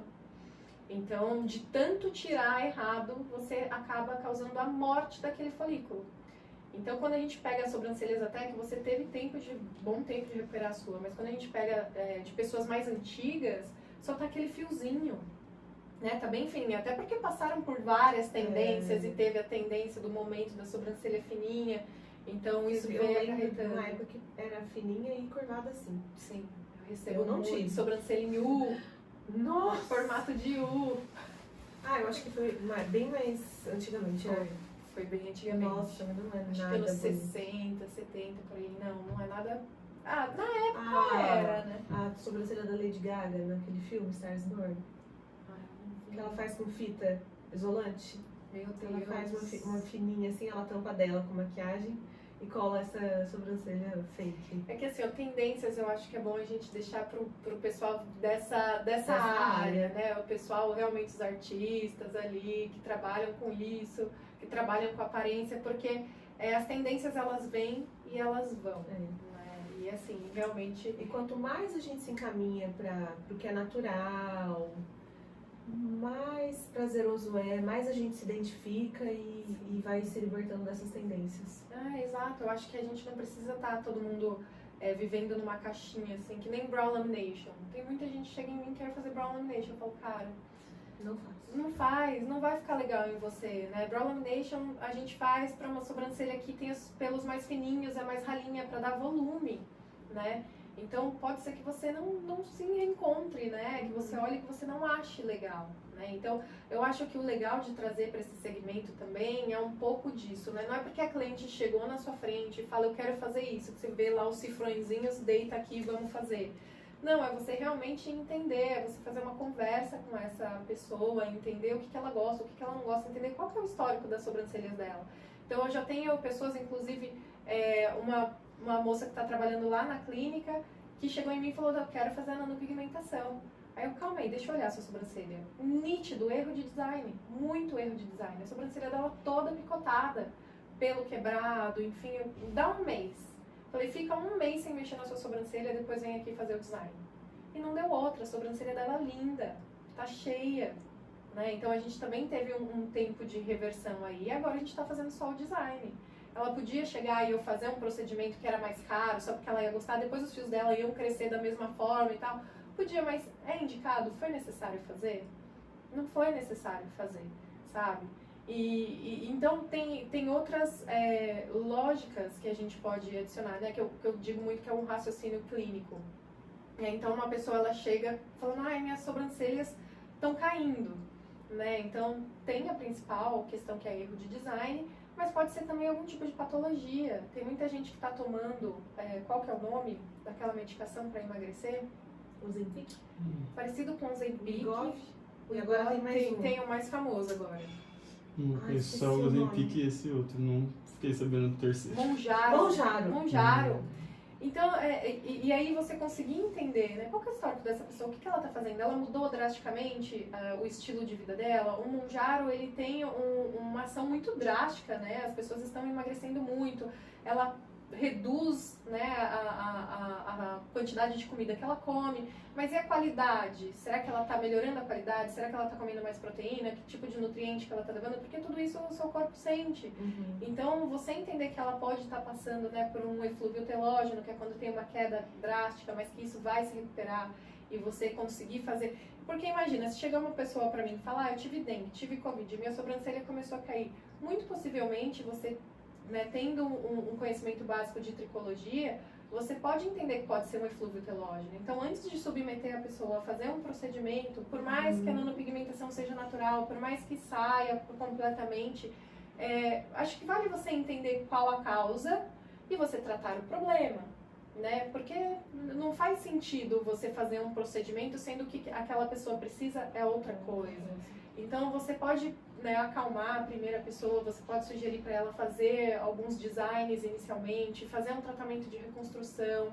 Então, hoje a gente tem tratamentos de reconstrução que funcionam demais, assim, eu até prefiro antes começar com a reconstrução do que fazer direto a nanopigmentação. Até porque a nanopigmentação, ela fica bonita em sobrancelhas que tem mais fios. Quanto mais fios você tem, mais natural, mais bonito fica o resultado. Então, você conseguir trazer essa consciência, né, para esse mercado, atender corretamente os clientes que vão lá e você conseguir dar um diagnóstico correto e você conseguir sugerir um plano de tratamento correto. Então, eu estou com muitos casos de reconstrução, de pessoas chegarem em mim, quero fazer a nano. Mas calma, o que aconteceu? Estou tomando Monjaro, tive dengue há 3 meses. Ou, sei lá, engravidei, tô amamentando, quero tudo. A pessoa engravidou, tá amamentando, nem pode fazer uma nanopigmentação, né? Então, vamos fazer um protocolo de reconstrução e aí a gente entende, vê esse período, você para de amamentar e aí faltando ali nos pontos que precisar, um início, um ponto alto, alguma coisa a gente faz de forma pontual. Então, eu acho que esse raciocínio clínico, esse olhar humano, né, é o que tem de mais valioso para a gente trazer para essa área, né, para a evolução dessa área. Eu acredito que esse olhar humano é o que vai te diferenciar, é o que você vai conseguir levar o seu ticket ao invés de fazer algo que a pessoa não precisa. Exato. E criar-se, né, uma referência no mercado. A gente tem um nome muito forte, que é a Natália Beauty, né? Exato. Muito forte nesse mercado, e uma vez eu estava assistindo uma entrevista dela que ela fala que ela, além de todo esse amparo humano, esse estudo, essa técnica, tirar a sobrancelha, né, fazer a sobrancelha, o design de sobrancelha com ela é quase que uma Fortuna. consulta também, porque ela dedica ali 1 hora e ela tem uma história de vida muito forte. Sim. E ela tem essa troca, né, de experiências com a cliente. Isso acontece com você também? Sim, muito. Eu acho a Natália Beauty, assim, uma pessoa fantástica. Eu fiz, os primeiros cursos que eu fiz foi na Natália Beauty University. E eu acho fantástico tanto a história dela e o que ela traz para esse mercado também, que é essa visão de valorizar esse mercado. E sim, ela cobra muito caro, e aí todo mundo, tem muita gente que corneta ela direto. Ela cobra hoje, sabe? Acho que tá 12.400 para fazer a sobrancelha com ela. Então, e aí todo mundo fala assim, gente, mas é uma sobrancelha, sabe? Só que a Natália Beauty, ela não faz só uma sobrancelha, né? Que nem ela fala, ela dá uma consultoria, né? Então a pessoa vai lá, ela fala sobre negócios, ela fala sobre vida. E o principal, né, e foi uma das inspirações, com certeza, para o meu propósito, né, desse meu próximo step, que é entrar para essa parte do educacional, é essa questão de elevar o patamar da área, elevar o patamar das profissionais dessa área. Então, quando ela eleva o valor dela, e mesmo assim tem gente que paga, ela eleva o valor dos profissionais dela, ela eleva o valor dos profissionais que fizeram os cursos dela, ela eleva o valor, né, de toda uma cadeia, de toda uma área, né? de toda uma área. Então, eu acho ela uma pessoa fantástica, ela é extremamente marqueteira, ela é extremamente empreendedora, comunicativa. Ela não tem só essa frente de negócios, ela tem várias frentes de negócio. E fazer o curso lá foi uma super experiência para mim, porque eles realmente te preparam, assim, eu saí do mercado financeiro, eu não sabia nada, então eles te preparam e falam, vai, aprende, você faz um monte de modelo lá, então eles realmente conseguem, assim, pegar a pessoa e pôr ela direto no mercado e incentivam, né, não fiquem só com o que vocês aprenderam aqui, busquem conhecimento, busquem outras profissionais, eles não estão nem aí para concorrência, sabe? Uhum. E isso, né, que ela prega muito, essa parte do valor dela, ela quer realmente formar alguém que pode ser que vire concorrente dela no futuro, né, e existem muitas, e muitas viraram até, né, uma concorrência boa. Então a Natália é fantástica e realmente muita gente vem às vezes fazer o design comigo e você vê que, a pessoa quer conversar, a pessoa quer desabafar, ela quer ouvir a Débora, ela quer ver a Débora. Então quando eu comecei a fazer anúncio, né, no Instagram foi muito legal porque as pessoas começaram a chegar e falar, você apareceu pra mim. E eu achei isso fantástico, nossa, foi tipo mágica, assim, eu apareci pra vocês, você apareceu pra mim. E você acaba criando... Era pra ser, eu tinha que te encontrar. Era pra ser, e você acaba criando esses vínculos, né? E elas acabam ficando e vindo e tornando um atendimento recorrente. Eu me divirto muito com as minhas clientes. Cada uma tem, né, uma história diferente, a gente tem uma troca muito grande. E tem alguma história que te marcou, de alguma forma? Das clientes, tem uma... Eu acho que foi um dos casos mais complexos que eu já fiz. E a história dela, né? Então ela passou por um procedimento de câncer muito severo. E aí ela acabou perdendo bastante cabelo e perdeu praticamente toda a sobrancelha.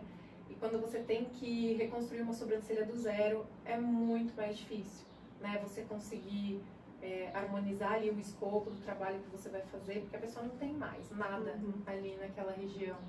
E quando você termina de fazer, né, quando eu terminei o trabalho, eu tava suando ali já, muito preocupada, me doando para que eu conseguisse fazer o melhor trabalho possível. Ela olhou e começou a chorar, sabe? Ela começou a chorar e aí você chora também e é um sentimento de gratidão muito grande que você sente ali. A importância do seu trabalho e do que isso representa para uma mulher, né? Sim.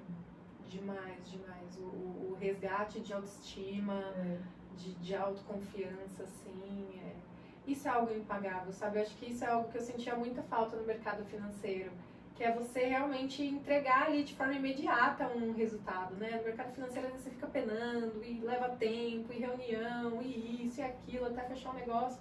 E aí você fecha um negócio, ok, né? Fechou um business, mas agora você tá entregando algo que realmente você tá vendo ali, é palpável a mudança de vida, né, da toca pessoa. tão profundamente a pessoa, né? Exatamente. E a gente fala muito de mulheres, mas os homens também vêm, os homens também fazem. Você faz Design Sim. para homens também? Design, nanopigmentação, reconstrução, da mesma forma que a gente trabalha com a mulher. Os homens assim. estão se cuidando mais. Estão se cuidando mais.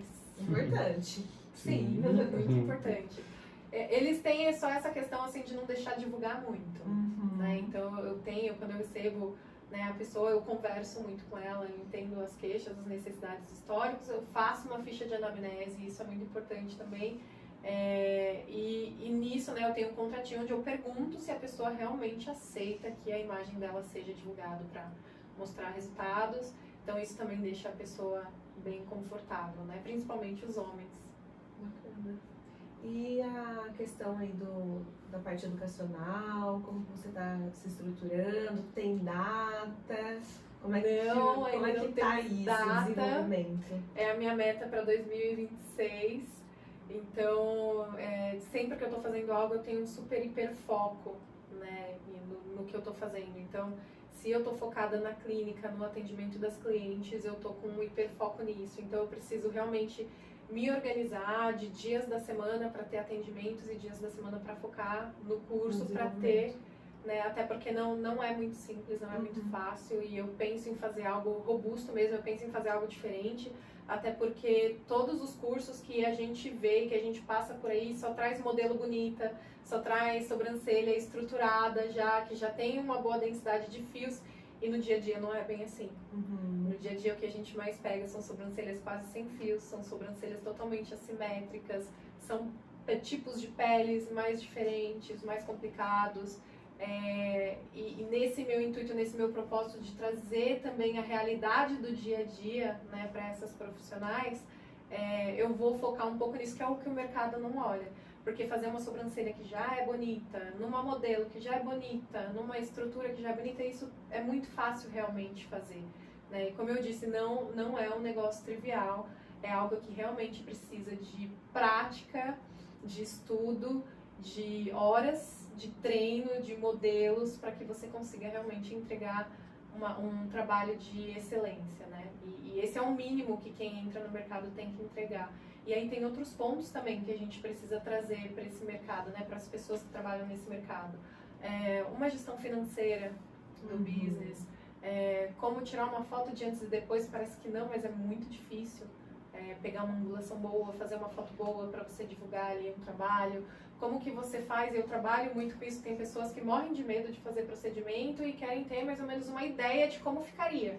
Então, você consegue fazer uma foto e você consegue simular isso num tablet, né, de forma bem estratégica. Então, e eu já fechei muito, né, negócio assim. Já consegui fazer com que muitas clientes entendessem como que ia ficar antes mesmo de fazer o procedimento e todas fecharam, né? Então, tem muita essa questão também, né, da dificuldade de se fechar clientes. Então, trazer um pouco do mundo de negócios também para as pessoas desse segmento. A parte estratégica. A parte isso é muito estratégica. importante. Questão de captação de cliente, né? É caríssimo captar cliente, né? Até usando o jargão de Faria Limer da época, né? O CAC, que é o custo de captação de clientes lá. É caríssimo. Então, como que você estrategicamente se posiciona para conseguir captar clientes, né? Para não depender só de anúncios, para não depender só de fotos. Qual a localidade que você está? Quais parcerias que você pode fazer? Então, trazer um pouco desse olhar que qualquer curso que você vai fazer vai ensinar só a técnica, né? E no dia a dia é bem diferente. Tem Anvisa, tem um monte de questões burocráticas que você tem que resolver, tem toda a gestão do negócio, questão de sistemas e ferramentas que podem ajudar, né? Porque muitas vezes é um empreendimento sozinho ali, é a pessoa sozinha que está fazendo tudo, né? Está fazendo marketing, está atendendo, está fazendo agenda, está fazendo procedimento, está fazendo a ficha, está guardando histórico, está fazendo tudo. Né? Então, trazer essa visão de como trabalhar de forma mais eficiente e de forma mais saudável nesse segmento também é uma das metas dos meus cursos. Muito bacana. E você trouxe um caderninho? Cara, eu trouxe um caderninho. Tem umas anotações aí? Tem algo que você gostaria de compartilhar? Sim, eu fiz umas anotações aqui, até porque eu acho que as pessoas, elas criam, quando elas veem alguém e falam, puxa, essa pessoa, ela fala bem, essa pessoa é comunicativa, essa pessoa chegou onde ela chegou, ela pôde escolher com que ela está trabalhando hoje. Mas as pessoas acham que ela já é assim. Isso é dela, ou tem ela sorte. tem sorte, ou ela Nasceu inteligente. nasceu assim, ou ela teve como oportunidades. E sim, privilégios. E sim, eu tive muita oportunidade. Eu acho que a principal delas, né, foi ter tido a oportunidade de ter um bom estudo. E eu acho que isso faz toda a diferença. Mas em dado momento eu sei que quando a gente passa por questões, né, da nossa infância, de muitas dificuldades, a gente traz uma bagagem de muitas crenças, né, de crenças ruins às vezes que nos travam, né, e nos impedem de realmente viver uma vida plena, de realmente acreditar que a gente é capaz de produzir e de produzir de forma saudável, e de produzir ajudando outras pessoas também, né, entregando realmente soluções que vão fazer diferença na vida das pessoas. Então a minha rotina, né, eu acho que, e eu sempre tento trazer isso nas minhas experiências de gestões que eu tive, de como desenvolver pessoas, né, como que a gente evolui, né, como pessoa. Para o nosso bem-estar mesmo e para o bem-estar do próximo, que nem tinha alguns momentos que eu estava com muita dificuldade em lidar com as questões da minha mãe e as pessoas... Então, e as pessoas falavam, Débora, você não vai conseguir resolver tudo, né? Ou você não vai conseguir resolver toda essa situação se você não estiver bem, né? Então, eu buscar essa questão do autoconhecimento, buscar esse desenvolvimento, e para mim tá tudo integrado, né? Físico, mental, espiritual, estético, tá tudo interligado, né? Então, entender isso foi um divisor de águas muito grande para mim. Então eu já, né, já pesei quase 20 quilos a mais, entrei no CrossFit em 2016, comecei a ler livros, né, não tinha esse hábito, e tudo isso me ajudou muito, sabe? E eu acho que tudo que faz diferença, eu acho que é interessante a gente compartilhar. E aí eu fiz algumas anotações aqui, mais por essa parte de desenvolvimento pessoal, alguns livros que eu vi, que me marcaram muito e que fizeram muita diferença na minha vida. Um assim que eu acho que todo mundo deveria ler, é uma leitura gostosa e é super prazeroso, e que traz muito essa questão de quebrar essas crenças, né? Que fala muito sobre sair do papel de vítima e assumir responsabilidades, sobre aceitar que a vida é difícil mesmo, viver é difícil mesmo, e aí, né, o que a gente faz, né? Que é não ficar lá naquele papel de vítima, ou só reclamando, ou só parado, ai meu Deus, agora o que vai acontecer? Que é a sutil arte de ligar o foda-se. Então esse livro, eu adoro esse livro. Ele foi um divisor de águas na minha vida. Eu acho que todo mundo que tá se sentindo meio travado, sabe, entender que essa é a realidade. Você tá numa empresa que você não gosta do trabalho que você faz, essa é uma escolha sua, né? Não foi ninguém que te colocou ali, né? Não é culpa das outras pessoas que você tá ali ou que você está fazendo isso. Eu acho que... E você pode mudar. E você pode mudar. Então isso é uma escolha sua. Se você tá passando, se você tá vivendo num lugar que você não quer, eu sei que é difícil mudar essas crenças, não é fácil a gente falando assim, mas ter esse entendimento, a partir do momento que você tem essa consciência, você consegue trabalhar nisso e você consegue sair. Então, na vida a gente vai ter dor, a gente vai ter erro, a gente vai ter fracasso, isso faz parte, todo mundo erra. Quem mete as caras, quem sai aí para arriscar, tá suscetível a erros. Então, tem que continuar. Então, esse livro eu acho que abriu muito a minha mente para sair desse papel de vítima, né? E realmente aceitar a minha vida e falar, não, a minha vida é assim mesmo, tá difícil mesmo, é uma porcaria mesmo, tá, e daí? Mas o que eu faço? Né? Vou ficar parada, vou ficar em casa chorando, né? Não, tinha essa possibilidade. Fui para a igreja também me ajudou bastante, me renovou bastante. Então buscar essa questão da fé também é muito importante para dar forças, porque eu sei que tem momentos que é um pilar, né? Que a gente precisa, que carrega a gente no colo, que carrega a gente no colo totalmente. Tem um outro livro que eu não terminei de ler ainda, ele é super gostosinho, que eu tô lendo bem devagarzinho para assimilar tudo, que é Disciplina é o Destino. Então ele fala muito sobre autocontrole, sobre corpo e mente, que é sobre governar ao invés de ser governado, né? A gente estava falando que hoje o mundo está cheio de distrações, cheio de bagunça, né? E aí a gente... Distorções, né? Excessos, tentações, e a gente se governar, não se deixar ser governado, né? Eu acho que um bom exemplo que a gente pode dar é o tempo que a gente perde, né? Eu mesma me pego de vez em quando, eu não acredito que eu perdi 15 minutos nisso daqui. Então não é fácil também ter esse autocontrole, mas você conseguir fazer essa sua gestão de tempo, é você conseguir direcionar ele para o que realmente vai ser importante, vai fazer diferença para você. E eu acho que esse dominar a si mesmo, dominar seus desejos, suas vontades e fazer o que precisa ser feito, né, ao invés do que você deseja naquele momento, eu acho que é a ferramenta mais poderosa que a gente pode ter. Conhece-te a ti mesmo, né?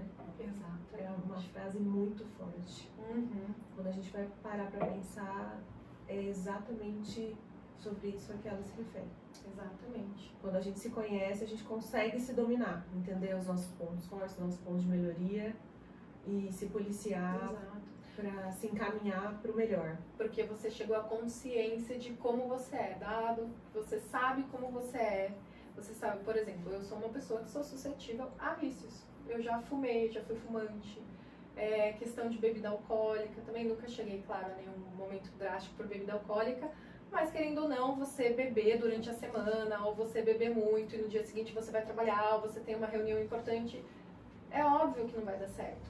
É óbvio que não vai ser legal. É óbvio que não faz bem para sua saúde, não faz bem para sua cabeça, né? Então, você conseguir reduzir esse consumo, né, ou parar totalmente, enfim, dependendo, isso é uma força de vontade, isso é você fazer além do seu desejo, da sua tentação, né? E hoje a gente tem vários tipos de vícios, tentações, a gente vê jovens usando o tal do vape, né, e essa história crescendo cada vez mais, e é algo totalmente, né, que faz muito mal. Então, como que os a gente pais... nem sabe ainda o quanto faz mal? Nem sabe ainda, a gente já sabe que faz muito mal. Agora, não tenho tempo de estudo ainda para saber, que nem o cigarro, né, que é muito antigo. Mas eu acho que vale a pena também como pais, né, ou para quem realmente esteja, né, tentando ser pais aí, também como que a gente consegue trazer isso, né, esses temas cotidianos, né, para os nossos filhos, essa questão do autocontrole. Acho que é muito mais difícil, né, como a gente pensa colocar isso na cabeça dos jovens. Mas é um ponto que eu acho que é muito importante, assim. Todo mundo fala assim, qual é a maior liberdade que você pode ganhar? E todo mundo fala, liberdade financeira. Mas eu acho que quando você ganhar essa liberdade do autocontrole, eu acho que ela é a principal para você conseguir todos os outros pilares. Porque você precisa de autocontrole para estudar, você precisa de autocontrole para trabalhar, e a partir dela que você vai ganhar, né, vai ganhando as outras coisas, assim. Então eu acho que esse é o ponto principal. E esse livro, Disciplina é o Destino, ele é de um dos maiores pensadores e escritores contemporâneos que se dedicam à filosofia antiga e sua aplicação na vida cotidiana, né? Então ele estuda muito o estudo da filosofia, que é entender o nosso comportamento, né? E se a gente for ler a Bíblia, o comportamento do ser humano, ele não mudou, né? Ele continua o mesmo de anos e anos e anos. Então existe a história e existem exemplos para que a gente consiga entender, né, ter essa base de conhecimento para tomar as nossas decisões. Que mais aqui? Um pouco sobre essa questão do sucesso, né, das oportunidades. Eu li também, estou lendo o livro Fora de Série, que ele fala muito, né, que o sucesso ele não vem só do talento, né, uma combinação de oportunidade e preparo. Tem muita gente que fala, eu não tenho oportunidade, mas pode ser que essa oportunidade ela venha a surgir. E você está preparado? Né? O que você tem feito? E ele fala muito também, ele cita grandes nomes como Bill Gates e outros grandes nomes de pessoas que revolucionaram, né, a tecnologia ou, enfim, governando o país. E sobre como que essas pessoas se comportavam, qual era o comportamento delas. Né? E elas se dedicavam extremamente àquilo que estavam fazendo. Então vem através do esforço. Então ele menciona muito também sobre aquelas 10 mil horas que você tem que ter fazendo alguma coisa para chegar à excelência, né? Então não é todo mundo que chega no topo, não é todo mundo que chega no seu ápice que foi só por talento. Também teve oportunidade, teve esforço, aquela pessoa realmente estava preparada para quando a oportunidade chegou para ela. E acho que é isso. Na verdade eu fiz um monte de anotação aqui, mas eu acho que essas já são ótimas. A gente vai deixar as recomendações de leitura. Perfeito. Quando você começou a falar, eu achei que fosse o Quebrando o Hábito de Ser Você Mesmo. Ele fala muito sobre a gente se livrar, se libertar das crenças, né? Que a gente tem um padrão de pensamento e isso envolve toda a parte física e química do nosso corpo, né? Então, Sim. como conseguir realmente mudar alguns padrões. Sim, Isso é muito interessante também. Conhecimento é libertador, né? Porque eu acho que, e principalmente falando nesses momentos que a gente não tá bem, nesses momentos que a gente passa por momentos difíceis, muito complicados na nossa vida, como sair, né? E eu acho, como que você sai desse ambiente da tristeza, que você só quer ficar quieta, que você só quer ficar sozinho, e esse conhecimento de você entender que existe uma composição química dentro de você também, né? E aí a gente fala muito sobre dopamina, serotonina, ocitocina, enfim. Como que você, tendo esse conhecimento que seu corpo tem substâncias que te motivam a ação, que te motivam a motivação, você pode fazer isso. Então, usar disso a seu favor. Usar né? disso a seu favor, né? Então, no simples fato de, cara, ir levantar e lavar uma louça, Fazer um sabe? exercício. Fazer um por mais que você não exercício, queira. por mais que você não queira. Então, manter-se em movimento para estar ativando essas substâncias, né? Do bem-estar, do prazer, da recompensa.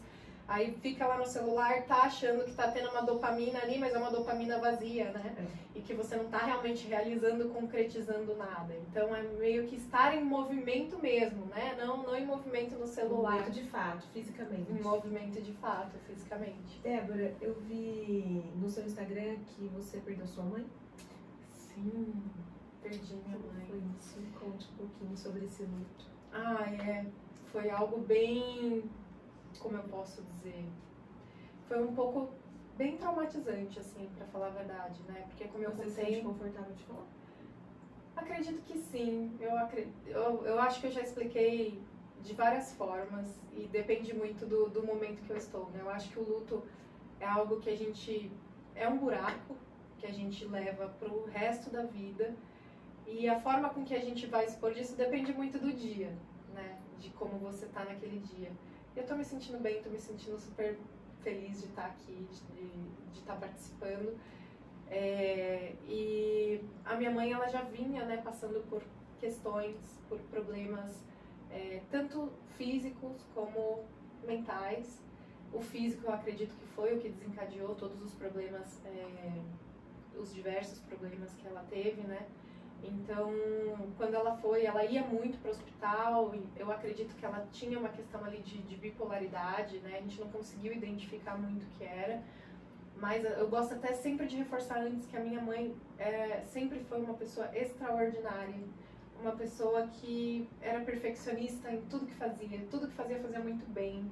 Ela já foi cabeleireira quando mais nova, se maquiava super bem, ela era muito bonita.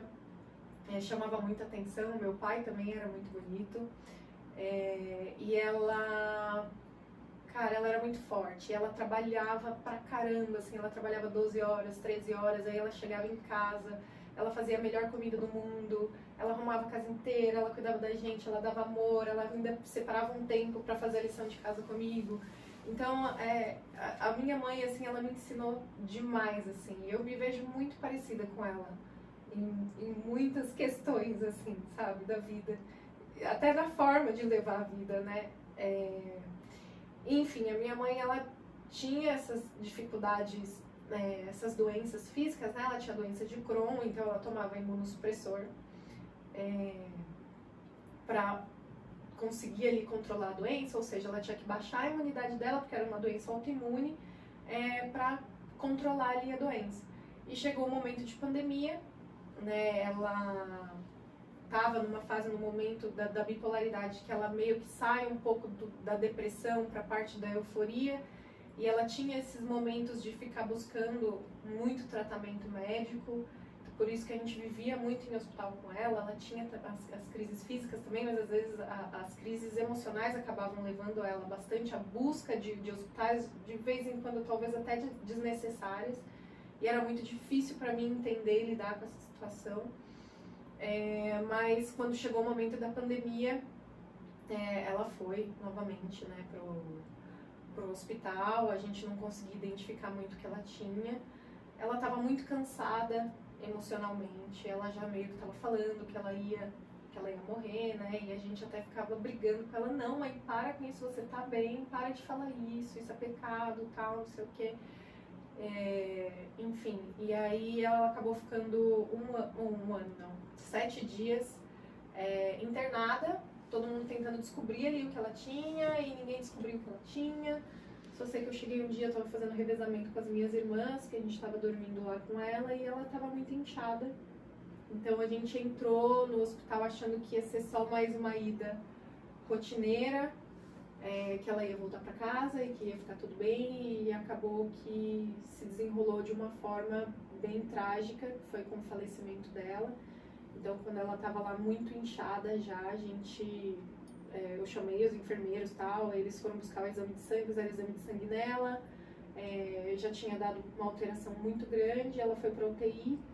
Na UTI eles não conseguiam identificar exatamente o que ela tinha, mas chegou-se a pensar de uma tuberculose miliar, que pode ter sido ativada ali por conta do imunossupressor para controlar o Crohn. E ela ficou mais 8 dias na UTI e acabou não resistindo. E acabou não resistindo, mas assim, ela me deixou aprendizados muito valiosos assim, de vida. E, enfim, é difícil, né? Porque perder uma mãe ali, você perde um pilar da sua vida, né? Porque você sempre pensa de ter para onde voltar, caso aconteça alguma coisa, né? Mas eu tenho a minha avó, ainda que também foi a minha mãe. É a minha mãe, minha avó tá viva ainda, minha avó vai fazer 90 anos. Que linda! E ela é linda, ela tá muito forte. E é isso, assim, eu acho que eu tenho muito orgulho, assim, da minha história, da história da minha família, da história da minha mãe, da história da minha avó também, que foi super guerreira. E eu acredito que essas histórias, elas se cruzam com histórias de diversas mulheres aqui, né? Diversas mulheres no mundo, acho que diversas mulheres, principalmente aqui no Brasil, né? Que a gente vive um pouco essa realidade, né? Essa mesma cultura. Então, é isso, assim, eu tenho um sentimento de gratidão muito grande, sabe? Por tudo que eu vivi, por tudo que eu passei. E eu acho que um dos propósitos é compartilhar um pouco isso, né? Gostaria que mais pessoas, algumas pessoas inclusive que eu conheço, ou inclusive ainda da minha família, tivessem, assim, tipo, esse despertar, sabe? Esse despertar que eu tive, que foi muito importante, assim. Mas é isso. Sou muito grata pela sua presença aqui, por você compartilhar a sua trajetória incrível e as suas vitórias e as suas dores. E como você acabou de dizer, isso tem uma importância imensa para muitas mulheres. Sim.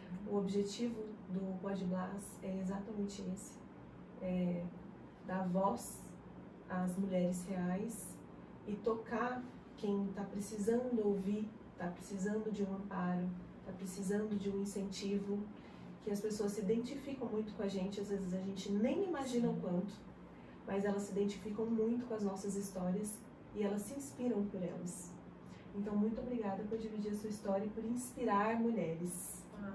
Eu que fico feliz. Conta pra mim onde você está atendendo e as suas redes sociais, para o pessoal te seguir, acompanhar o seu trabalho, agendar com você, Claro. que é uma maravilhosa que vai cuidar de mim também. Bom, meu nome é Débora Ribeiro, né? Eu acho que a gente acabou nem comentando isso no início.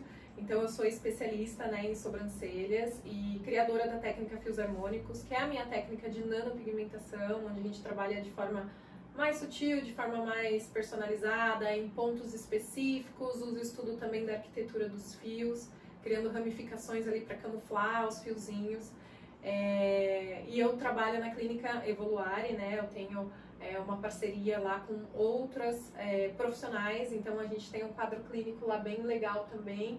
Eu cuido dessa parte do embelezamento do olhar, mas a gente tem 2 fisioterapeutas que fazem toda a parte de estética, a parte de dermatofuncional.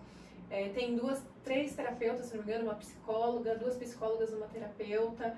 Temos uma cirurgiã vascular também lá que é maravilhosa. Então eu gosto muito dessa, que a gente chama, né, desse trabalho integrado de bem-estar, de saúde, de estética que a gente consegue promover lá. A gente até brinca, né, que a pessoa chega para fazer um botox, já sai com o olhar renovado, com a sobrancelha feita, já tira uns vasinhos, já sai com a terapia em dia, já faz Sai tudo. plena. Já sai plena. Chega Poderosa, lá. maravilhosa, Exato. Curada. Exato. E o nome da clínica, eu não sei se eu falei, é a Clínica Evoluare, fica na rua Machado de Assis.